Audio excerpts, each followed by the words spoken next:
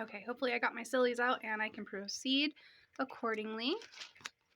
We are still in Genesis.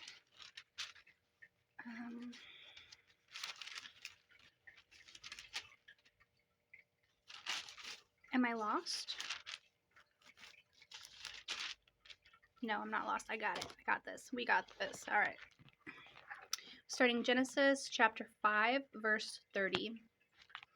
And Lehem lived after he begat Noah 595 years and begat sons and daughters. And all the days of Lehem were 777 years, and he died. And Noah was 500 years old, and Noah begat Shem, Ham, and Japheth. I hope I'm saying that right. Chapter 6, the flood. And it came to pass, when men began to multiply on the face of the earth, and daughters were born unto them, that the sons of God saw the daughters of men, and that they were fair. And they looked, and they took them wives of all which they chose. So, the movie Noah, only one of the sons had a wife. And there was a lot of controversy around that because all of the sons had wives. Yeah, okay. And the Lord said, My spirit shall not always strive with man, for that he also is flesh, yet his days shall be 120 years. The Lord's. So are we supposed to live to be 120 now? There were giants in the earth in those days, and also after that, when the sons of God came unto the daughters of men, and they bare children to them, the same became mighty men, which were of old, men of renown. So I am a fantasy lover, so I absolutely love it. Like God says that there were giants in the day back then. I also want to point out that the Bible mentions unicorns and sirens. Just for my own happy thoughts. And God saw the wickedness of man was great in the earth, and that every imagination of the thoughts in his heart was only evil continually. So almost all the people on earth were really bad. They were diving deep into sin and being very gullible to evil energies.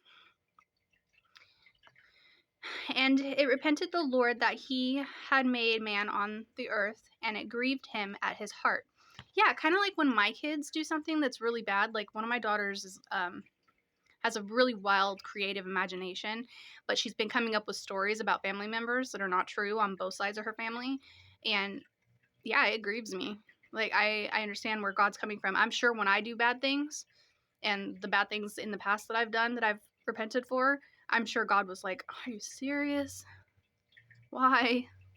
Because that's how I feel when my daughter does stuff like that. And the Lord said, I will destroy man whom I have created from the face of the earth, both man and beast, and the creeping things, and the fowl of the air, for it repenteth me that I have made them. So just to show a little bit of a difference, a human parent typically won't go and kill their child for being evil, but God doesn't see life the way we do. He sees it like he's worried about your soul, not your flesh. So if your flesh is going to keep sinning over and over with no repentance, no acts of redemption, no insight to the right path at all, then him killing his people isn't the same as us killing our children. I just want to point that out because he's looking at a much bigger scale. We're looking at our very small life scale. But Noah found grace in the eyes of the Lord. These are the generations of Noah. Noah was just a man and perfect in his generations, and Noah walked with God. And Noah begat 3 sons. Oh, wait.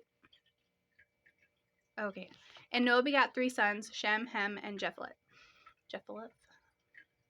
The earth also was corrupt before God, and the earth was filled with violence. And God looked upon the earth, and behold, it was corrupt. For all flesh had corrupted his way upon the earth. And God said unto Noah, The end of all flesh is coming before me, for the earth is filled with violence through them, and behold, I will destroy them with the earth. So when God talks about killing people, he talks about the end of all flesh. Again, He doesn't see our lives the way we see our lives. He sees the bigger picture. He's looking at our souls. Make thee an ark of gopher wood. Rooms shalt thou make in the ark, and shalt pench it within and without with pench. I'm going to look that up.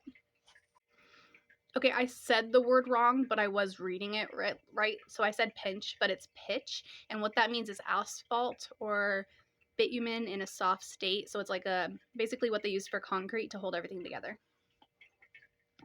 So God gave instructions on how to build the ark. He didn't just say build an ark and then leave him at it.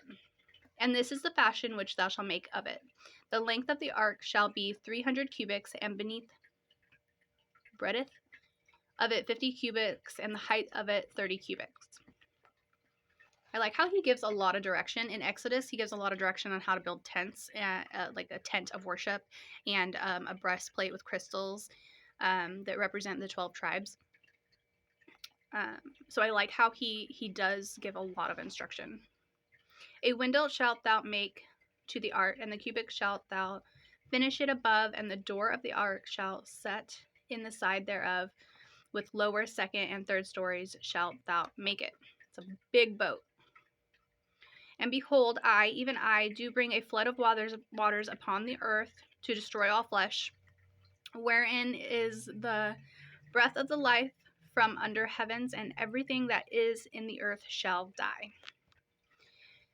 So, obviously, I believe in God. We're going to stop right there, actually, at 18. I just ripped my Bible. So we're going to stop right there. I ripped my Bible.